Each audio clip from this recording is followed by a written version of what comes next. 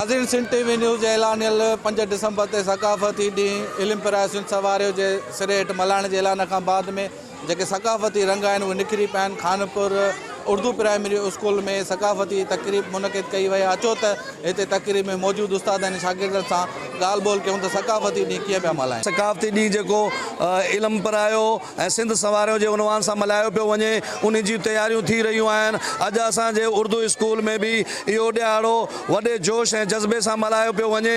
ॿारड़ा सिंधी टोपी अजरक पाए आया आहिनि। आज भी हम इल्म हासिल करके सिंध सवारों के उन्वान से मना रहे हैं।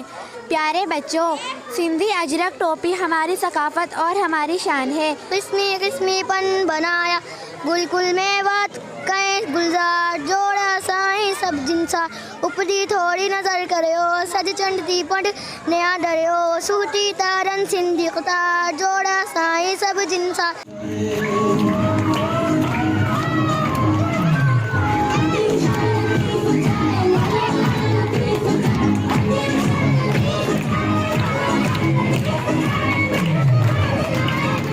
जमण हो त असां सकाफ़ती ॾींहुं ईद जीअं मल्हाईंदा आहियूं 5 डिसंबर ते सिंध टीवी न्यूज़ सां जेको आहे सो गॾिजी सकाफ़ती ॾींहुं मल्हायो वेंदो। कैमरामैन अली अकबर सां गॾु ज़ुबैर अबड़ो, सिंध टीवी न्यूज़, खानपुर।